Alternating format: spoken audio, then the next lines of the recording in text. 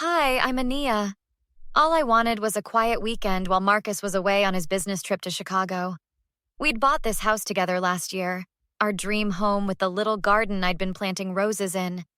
But living your dream can turn into a nightmare when you've got a mother-in-law like Vivian. You hung the curtains all wrong. They're bunching at the bottom. Vivian stood in my living room, uninvited as usual, running her finger along my freshly dusted shelves. They're fine, Vivian. And next time, maybe call before dropping by. I'm family. Family doesn't need invitations. She moved to the kitchen, opening my fridge. You're still buying that cheap coffee creamer? Marcus likes the organic kind. Marcus drinks whatever's in the fridge without complaining. I checked my phone, hoping he'd call soon. 3 more days of this business trip felt like forever. That was Tuesday. By Thursday, Vivian had stopped by twice more, once to drop off a casserole Marcus always loved as a child, that somehow replaced the dinner I'd already made, and again to help organize my home office, which meant rearranging everything until I couldn't find anything. Friday afternoon, while I was in the shower, my doorbell rang nonstop. I threw on clothes, hair still dripping, and found Vivian on my porch with 2 massive suitcases. What's happening? Why do you have luggage? My condo is being fumigated. I'll be staying here until Monday. She pushed past me into the foyer. Vivian, you can't just move in without asking. Marcus and I already spoke to Marcus. He said it's fine. My phone showed no messages from my husband. Let me call him. He's in meetings all day. Don't disturb him over something so trivial. 2 hours later, Vivian had taken over our guest room, rearranged my kitchen cabinets, and criticized everything from my laundry detergent to the way I folded towels. You need to leave, I finally said, while she was criticizing the family photos on our mantle. This is my house too, and I didn't agree to this. Her eyes narrowed. This is my son's house. You're just living in it. We bought it together. Both our names are on the deed. A technicality Marcus arranged to make you feel important. When I tried guiding her toward the door, she jerked away. Don't touch me! You have no right! I have every right. This is my house. Vivian pulled out her phone. I'm calling the police. You're threatening me in my son's home. I laughed. You think they'll believe that? 30 minutes later, a police cruiser pulled into my driveway. An officer approached as Vivian rushed out, tears streaming. Officer, thank goodness you're here. This woman is trespassing in my son's home and refusing to leave. The officer looked at me. Ma'am, I'm Officer Davis. We received a call about a trespassing situation. That's ridiculous. This is my house. I live here with my husband. Vivian stepped between us. My son owns this house. She's just his girlfriend who refuses to leave after their breakup. My mouth fell open as Officer Davis turned to me with a newly skeptical expression. Ma'am, I'm going to need to see some identification. I handed Officer Davis my driver's license with shaking hands.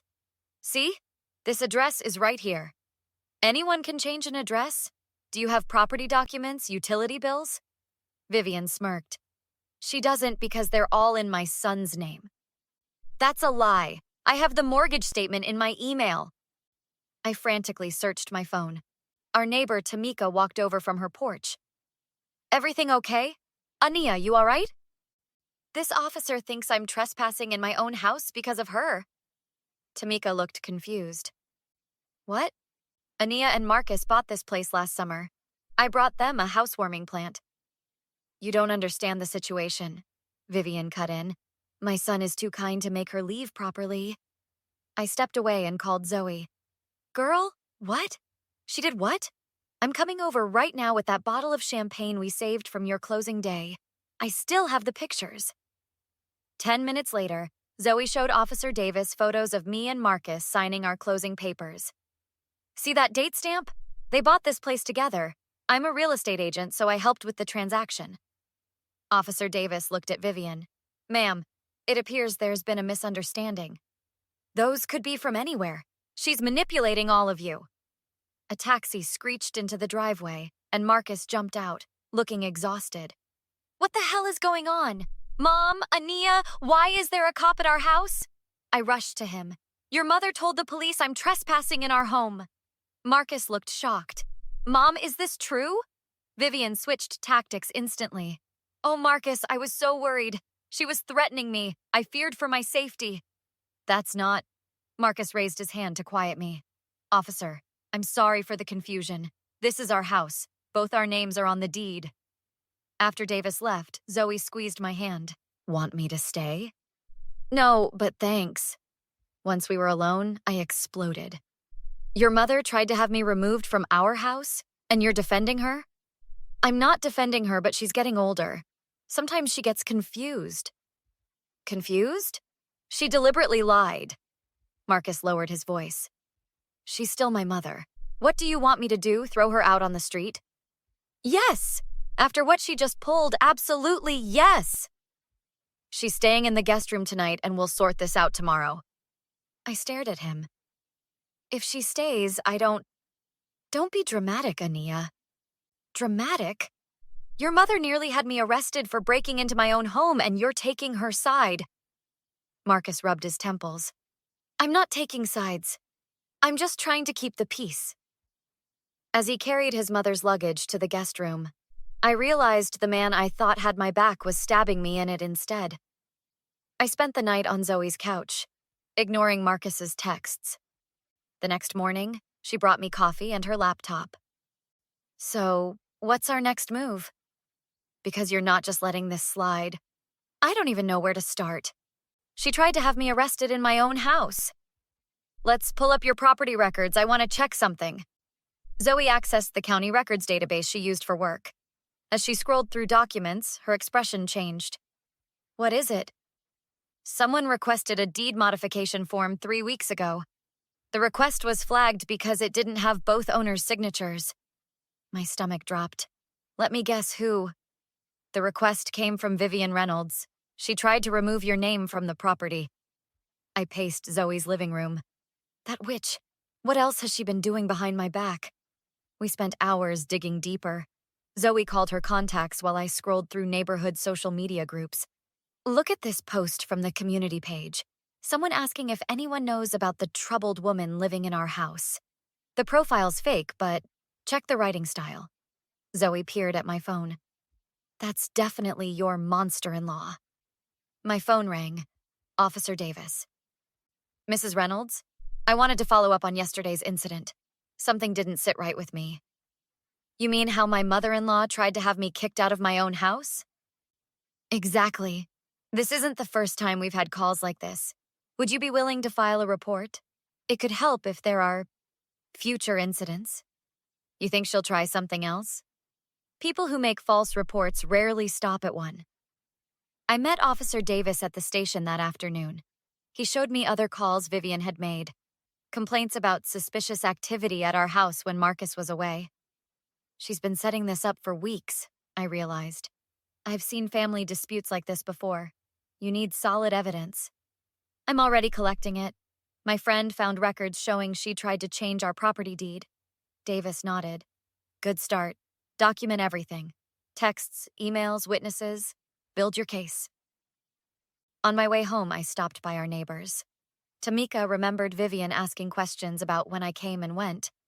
Ron across the street mentioned Vivian had accidentally received a package meant for us and opened it by mistake. My anniversary gift for Marcus. When I finally returned home, Marcus was waiting on the porch. Where have you been? I've been calling all day. Cleaning up your mother's mess. Did you know she tried to remove my name from our house deed? What? That's crazy talk. I showed him the county records on my phone. Crazy like your mother lying to the police? She wouldn't. She already did. And there's more. I pulled out my folder of evidence. She's been spreading rumors about me in the neighborhood, intercepting our mail and making false police reports for weeks. Marcus flipped through the papers, his face darkening. This can't be right. Where is she now? Out shopping. Ania, if what you're saying is true. If? You still don't believe me? After everything that happened yesterday? It's just hard to imagine my mom doing something so calculated. That's because you've never been her target. But I have been from day one. The question is, whose side are you really on? Marcus stared at the evidence in his hands. caught between the mother he thought he knew and the wife he promised to protect. Marcus stared at the stack of evidence. I need to talk to her directly about this. Not alone, I want witnesses when we confront her. We agreed to host a family dinner that weekend. Marcus invited his sister Tanya, her husband James, and his dad Walter, who'd divorced Vivian years ago. Why the sudden family gathering? Vivian asked suspiciously when she returned from shopping. Just felt like we needed some family time. It's been too long since everyone was together. Saturday evening, I watched Vivian playing the perfect mother, serving her special casserole and complimenting Tanya's new haircut. Nobody would guess she'd tried to erase me from my own home days earlier. After dessert, Marcus cleared his throat. Everyone, we need to discuss something important. I placed the folder on the table. Vivian called the police on me last week, claiming I was trespassing in my own house. That's absurd. Walter put down his coffee cup. There must be some misunderstanding. Tanya looked between us. Show them, I nudged Marcus. He opened the folder. Mom tried to remove Ania's name from our house deed 3 weeks ago. She's been planning this for a while. Vivian's face hardened. I was protecting your interests. She's just using you for your money and this house. By filing false police reports? By spreading rumors calling me troubled? I pulled out printed screenshots of the community page posts. We tracked the IP address. Complete lie, but it worked. Tanya looked horrified. Mom, tell me you didn't actually do this. Of course not. They're making this all up to turn you against me. Marcus pulled out his phone. Officer Davis recorded your call to the police. Want to hear it? Vivian knocked over her wine glass. You're all ganging up on me, after everything I've done for this family. Like intercepting our anniversary packages, or telling the neighbors Ania and I were breaking up when I was on business trips. Marcus's voice grew stronger with each accusation. I filed charges yesterday, I said quietly. False police report, attempted property fraud. Officer Davis has been building the case. You can't do that to your own mother, Vivian shrieked at Marcus. You did this to yourself, Mom. And she's my wife. When you attack her, you attack me. Walter stood up. I've seen this pattern before. It's why we're divorced. You need help, Vivian. You're taking her side too? After 30 years of marriage? We were married for 22 years, and yes, I am. Tanya reached for her mother's hand. Mom, this behavior isn't normal. We can get you counseling. I don't need counseling. I need loyal children who respect their mother. Respect goes both ways, Marcus said firmly, and you've shown none for my wife or our marriage. Vivian grabbed her purse. You'll regret this, all of you. After she stormed out, Tanya hugged me. I'm so sorry. I had no idea it was this bad. 2 weeks later, Vivian accepted a plea deal community service and mandatory counseling. The Homeowners Association banned her from our neighborhood after neighbors filed complaints about her harassment. Marcus and I sat on our porch swing, watching the sunset. I should have believed you from the beginning. I'm sorry it took all this for me to see her clearly. At least you finally did. That's what matters. I called the locksmith today, changed all the keys and security codes. I leaned against his shoulder. No more surprise visits? No more surprise anything. This is our house, our rules. For the first time since moving in, it truly felt like home. So what would you do? Should toxic family members like Vivian be permanently cut off even if they apologize? Or is there a path to redemption after such a serious betrayal of trust? Where would you draw the line? Drop your thoughts in the comments below. This is one of those family situations that gets heated fast, and I'd love to hear your take. If you enjoyed this revenge story, hit that like button and subscribe for more stories about standing up to toxic people. New videos every day.